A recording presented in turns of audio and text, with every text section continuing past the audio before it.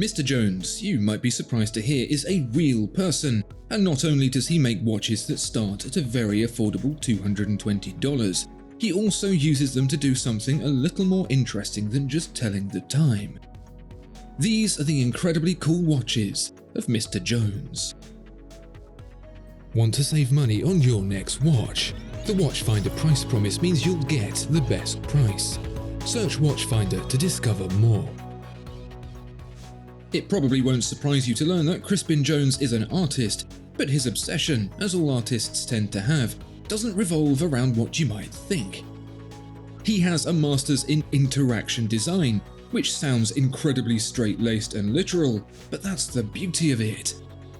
Interaction design takes what you know and understand and repurposes it in ways you didn't expect. Crispin's own social mobiles, for example, incorporate devices like a catapult to ping intrusive noises into the calls of inconsiderate phone users. Take the Ricochet, for example. Instead of simply reading the time, you observe illustrator Ryan Claytor's depiction of 3 robots, metal foiled and mounted in layers, playing pinball. They appear to be doing well. You can see the silver robot indicating how impressive the gold robot's score is. The score, of course, is actually the time.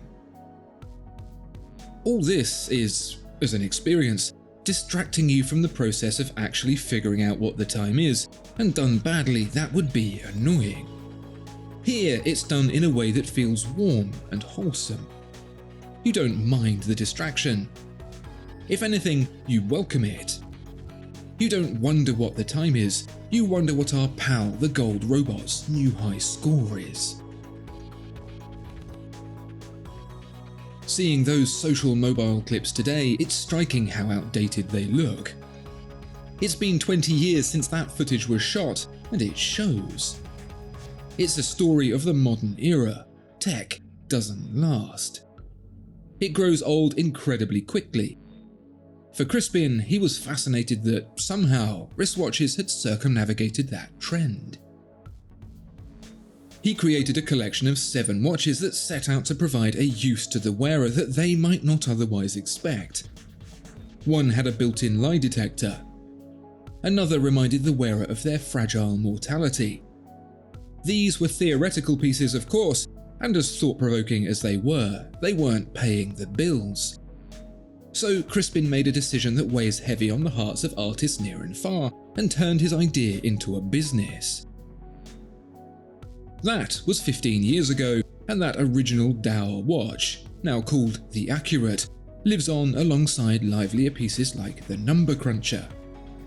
Designer Anaro DePiro imagines the horrors of a big blue monster ravaging the city, devouring his numerical feast. He's having a great time. He looks like he's almost full.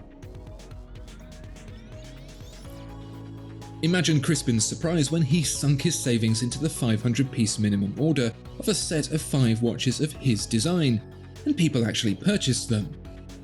Better than that, he'd sold out in just 2 months.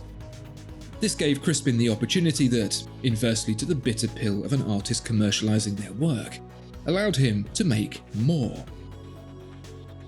He would strive to make 9 new designs per year, keeping the ones that were a success, like his original. This allowed him to experiment, to try new things.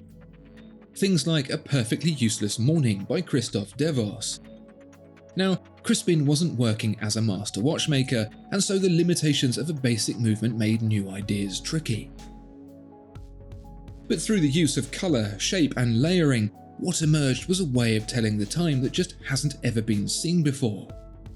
Instead of yet another stainless steel diver, we're treated here to a crisp, chilly autumnal scene that doesn't just tell the time, it evokes a sense of place and feeling. It's nostalgic, somehow pleasing, but also tinged with sadness. Maybe that's just me. You might have noticed that the credits for these watches, including this Mare Adesso by Matteo Girardi, don't sit solely with Crispin Jones himself.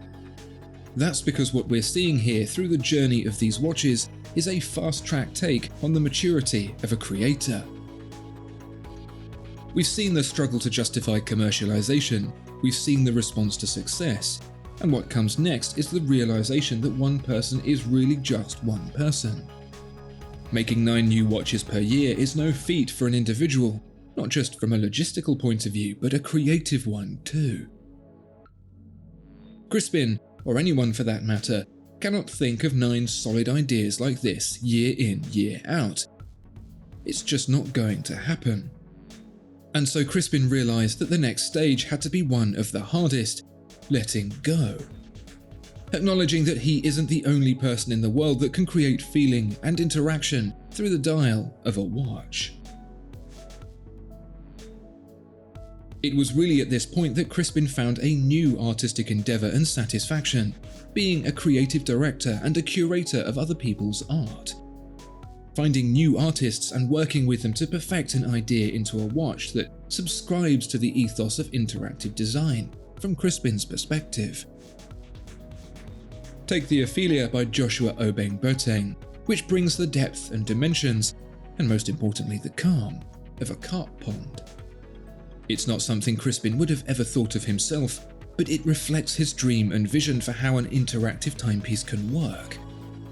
Sometimes an artist knocks it out of the park first go, sometimes Crispin guides them to where he needs them to be. Most importantly, almost all have never worked on a watch at all before, which means they're free of the limitations Crispin has learnt to impose upon himself.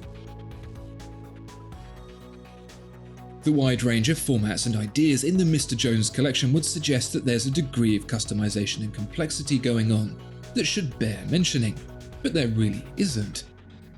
The watches all function in more or less the same way, using basic movements that keep cost and development time down. A lot of the artistry is in using what's there in a way that's not commonly seen, or never at all. The colour Venn, for example, didn't come from the mind of an artist, but engineer and inventor Mark Champkins, who in collaboration with the Science Museum created a design that beautifully explains subtractive colour in the CMYK printing process, without a single word. As the day goes by, the 3 colours blend together in ways that will demonstrate the process far better than any explanation could. The thinking behind it is equally as satisfying as the watch, and that's the real essence of a Mr. Jones piece. This isn't horloger, this isn't atomic timekeeping, it's clever thinking at its very purest, the kind that scratches a mental itch in the most satisfying way. And so we end up at perhaps the most well-known, but as you've seen, not the only watch Mr. Jones has to offer. I wanted to leave it until last to show you that this is no one-trick pony. It's a collaborative effort that spans something more than just watchmaking. I mean that in the most literal sense, because watches like this A Perfectly Useless Afternoon, also by Christoph Devos, are purchased as much by people who wouldn't ordinarily wear a watch as those who would. Every piece isn't a timekeeper, it's a story, one unique to you because of the life experiences you've had. Maybe this watch reminds you of the blissful holidays you went on as a child, or perhaps the moment you met someone who changed everything. Or maybe just the hope of a serene weekend when you don't have to think about anything. Mr. Jones watches start at $220 and range from around 31mm all the way up to 50mm, but most are around the 37mm mark. Don't expect incredible finishing and macro detailing, but do expect bouts of nostalgia, humour and wistfulness. Maybe I'm just a sob. I asked Crispin why no one else seems to have adopted this idea, why the Mr. Jones collection stands alone in the industry, and he was quite frank. He had no idea. He welcomed the possibility of a challenge, of competition and inspiration, but until then his watches will remain unique in their uncanny ability to transport their wearers. Even after centuries of watchmaking history, that there are still new stones to turn over is perhaps the coolest bit of all.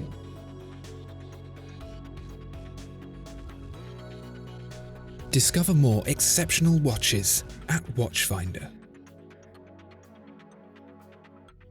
Thank you so much for watching this video. If you enjoyed it, please do consider giving it a like and subscribing to the channel. If there are any watches you'd like to see featured, please let us know in the comments below.